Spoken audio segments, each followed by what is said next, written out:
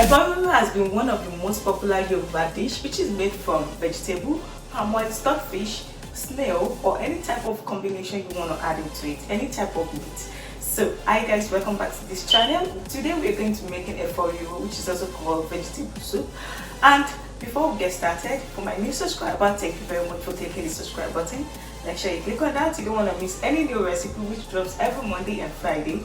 And for my old supporters since day one, thank you very much. I really appreciate you. Thank you. And let's get into this thing right away.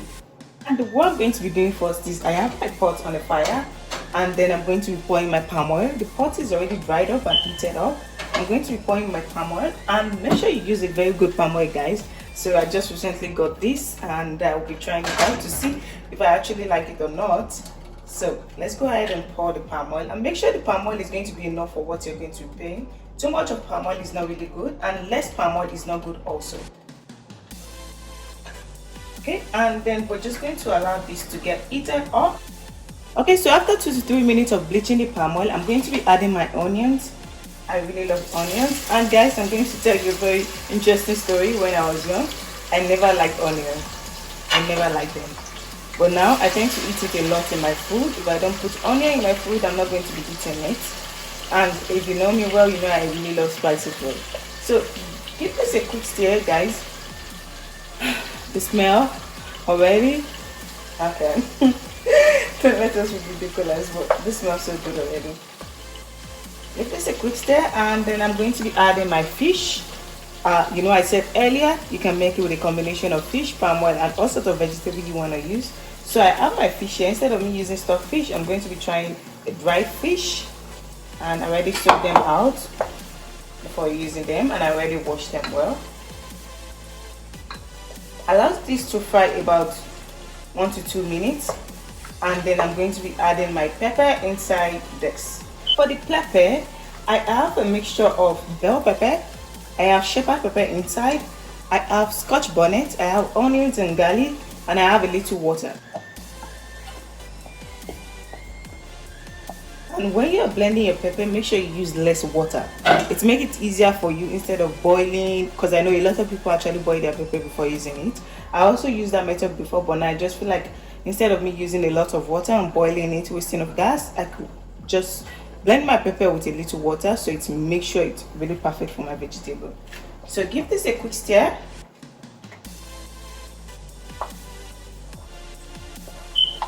So now I can go ahead and add my shrimp. I have a dry shrimp here, and I already washed them up also. I already cleaned them out. I'm just going to be pouring this inside. Mix them all together.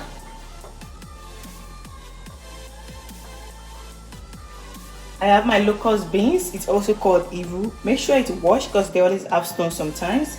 I'm going to pour it inside. And I have my grinded crayfish here. This is really good when you're preparing your vegetable. I got mine from an African store. You can also get yours, or you can just get dried one and blend it yourself. Depends on what you want to do. Make sure you add inside that. Give it a thorough stir together. And I have all my seasoning here. I have my curry, I have my chicken seasoning, I have my meat seasoning, I have my fish seasoning inside also. I have thyme, I have all seasoning, and I'm going to be pouring this inside. I have salt also inside, salt to taste, don't forget that. Give it a thorough stir together, and then we're just going to cover this and allow it to cook about 3 to 5 minutes, and then we're going to be adding our meat inside.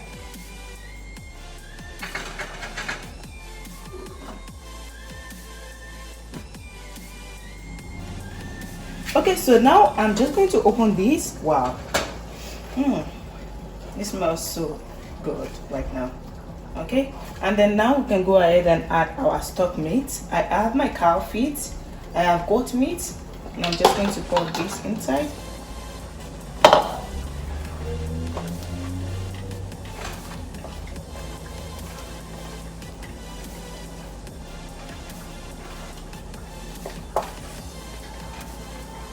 So sometimes I always add snail, I always add normal beef, but today I'm just going to be using goat meat and cow feet only because I already have a lot inside this and I don't want this to overpopulate my vegetable itself. And for my vegetable, make sure you wash it out and make sure you squeeze the water out, because you don't want it to be watery, because vegetable actually produces water on its own when it's poured inside it. So we're just going to cover this and allow it to cook up for about 6 to 7 minutes, and then we can add our vegetable and we're all good to go before we know it. Now after cooking for about 6 to 7 minutes, I'm just going to open this. Wow, give it a quick stir all together so you're not missing any part of the sauce. And then now we can go ahead and add our green vegetable. I'm going to be using spinach today. You can use any other type of vegetable you want to use. Some people also use ugu or pumpkin leaf. I'm going to be adding mine.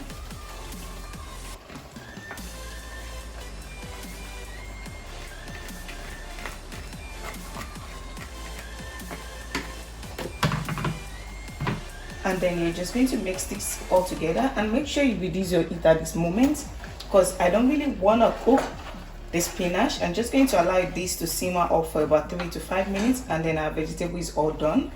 And I'm just going to give you a quick tip right now. Make sure your sauce, your underneath sauce, is actually well done before you add your vegetable, because I always get some question about why is my vegetable not green after I'm done, why is it brown? It's because you already overcook your vegetable, which is not supposed to be so. And I'm just going to give this a mix up together. Okay, so after stirring all together right now, I can see there's no missing part. The pepper is really enough for everything. I'm just going to add a little crayfish, the grounded crayfish. I'm just going to add a little.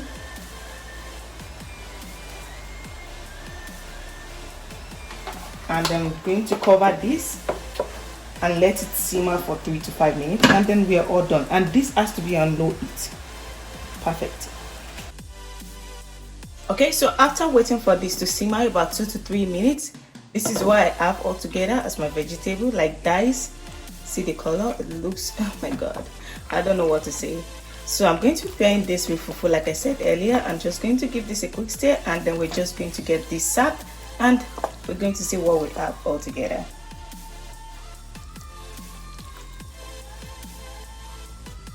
Okay guys, so this is what we have as a final product. As you can see, this effort looks good and amazing. And you know what I love doing most? I love tasting my food, even though I know it tastes so good, but I won't be showing you guys where I'm going to be tasting this. So thank you very much for staying with me throughout this whole journey. I really appreciate all your efforts. And make sure you give a thumbs up if you like this video. Give a comment about what you always add into your own Efo Riro when you make it. And then I'll be back with another delicious recipe, another interesting one. Till then, make sure you stay safe, wash your hands, and stay at home. Thank you. Bye.